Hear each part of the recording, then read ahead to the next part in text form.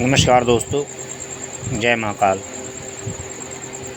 आज मित्रों मैं फिर आपके सामने आया हूँ और अब मैं थोड़ा रात्रि तो विश्राम वगैरह मेरा हो चुका है, क्योंकि मेरी साधना पूर्ण हो चुकी है।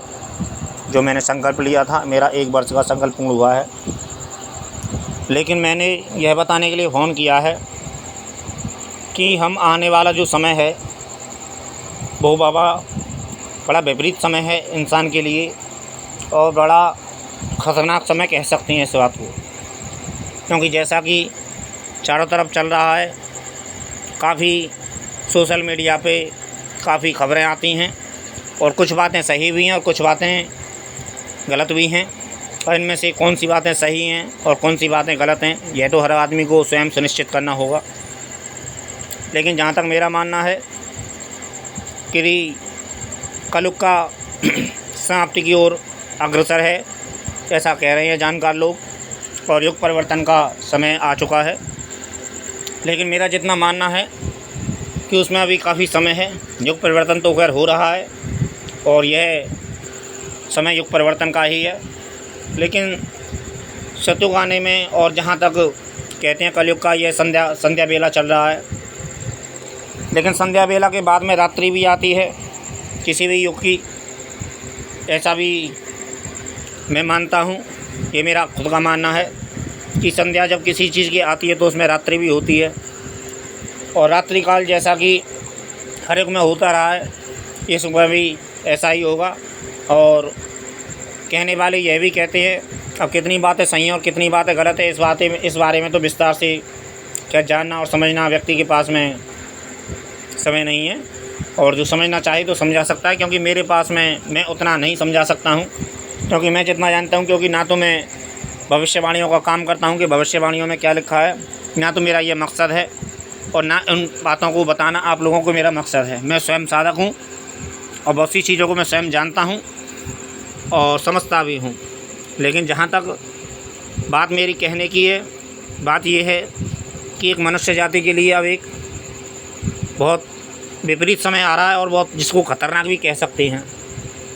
क्योंकि देश में कुछ ऐसी विपरीत घटनाएं हो रही हैं, और यह तो एक केवल संकेत मात्र है, और जो कुछ साजिशें भी हो रही हैं और केवल समाज में आग लगाने का काम करने वाले कर रहे हैं, और लग भी रही है आग।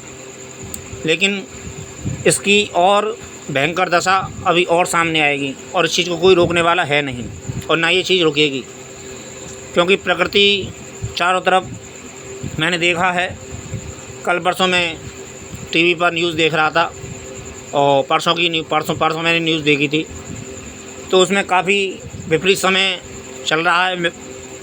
कई राज्यों का, मैंने कई देशों का उसमें न्यूज़ थी, और उसमें जैसा बताया था यूरोप की साइड में, ब्रिटेन में, फ्रांस में, इटली में, और वहाँ जहाँ अमूमन सर्दी एक नॉर्मल मौसम रहता है, वहाँ 40 डिग्री और 45 डिग्री और 48 डिग्री के पास में एक तापमान है।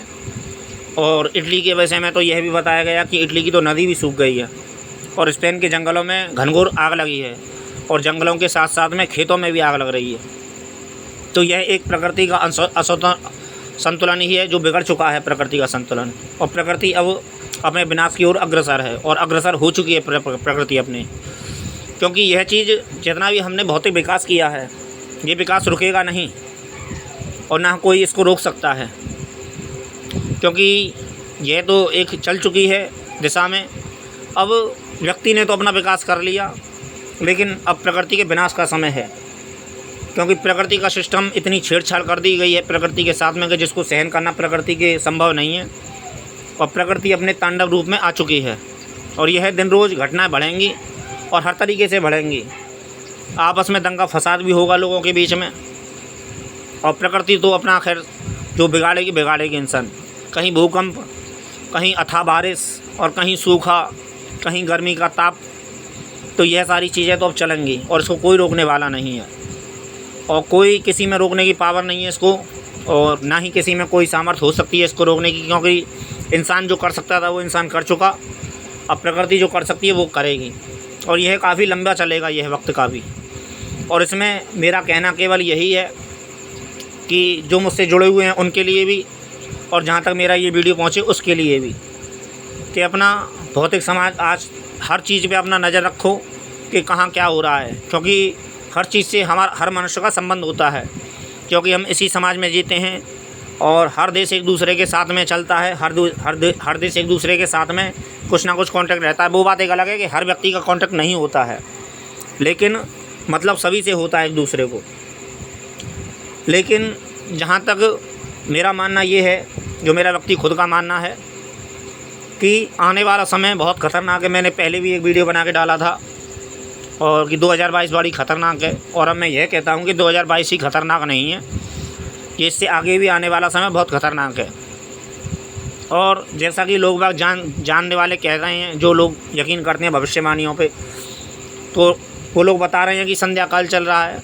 तो मेरा ऐसा मानना है कि संध्या काल के बाद में रात्रि भी काल आता है, और होता है ऐसा, क्योंकि संध्या बेला आती है किसी भी चीज़ की तो उसकी रात्रि भी होती है। जब दिन होता है तो संध्या भी होती है और रात्रि भी होती है, फिर सुबह होती है, तो सुबह में वक्त लगता है। तो मैं यही कहना चाहूँगा कि अपना आगे से संभल कर, और हर चीज़ पे अपना, खासकर जहाँ रहते हैं वहाँ की चीज़ों को ज़रूर, बहुत से लोग यह कह देते हैं कि हमको इन चीज़ों से क्या मतलब है, मतलब रखना पड़ता है, क्योंकि इस दुनिया में जीते हैं हम।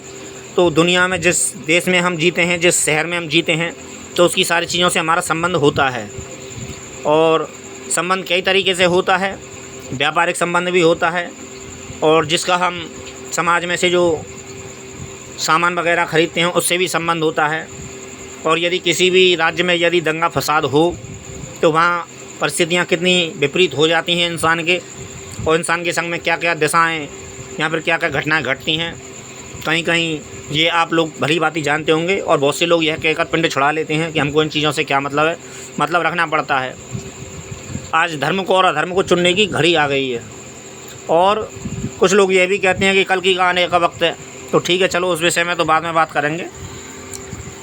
तो मैं फ़िलहाल में यही कहना चाहूँगा कि फ़िलहाल में मेरा केवल संदेश केवल इतना ही है कि अपना आज जो तुम जी रहे हो, तो सबसे पहले तो हर चीज़ को, घटना को देख के चलो और हर चीज़ को समझ के चलो, क्योंकि हर चीज़ से हमारा संबंध है, और जहाँ रहते हैं उससे तो संबंध रखना ही पड़ेगा।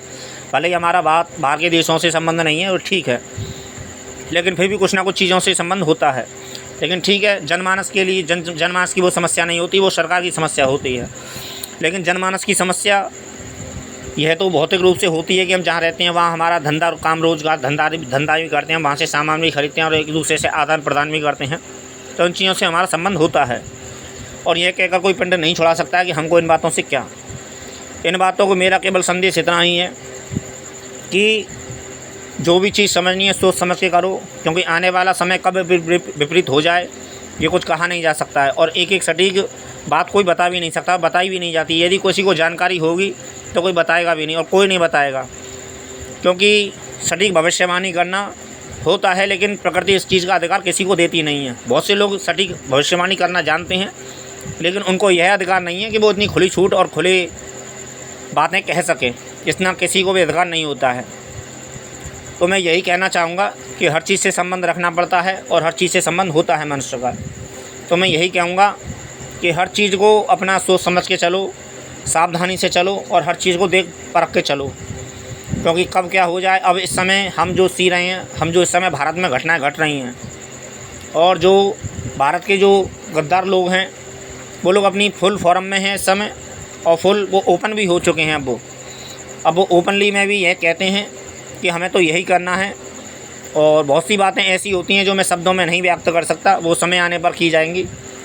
तो मैं इतना ही कहूँगा कि इन चीज़ों को समझो, और इन चीज़ों से ताल्लुकात है तुम्हारा, और सावधान होके जो भी अपने जीवन में अब तुमको करना है भविष्य में, यहाँ पे वर्तमान में, तो उन चीज़ों को सोच समझ के करो, और बहुत सोच समझ के करो, क्योंकि आने वाले समय में कितनी विपरीत समय कब किसके सामने आ सकती हैं ये कहा नहीं जा सकता है।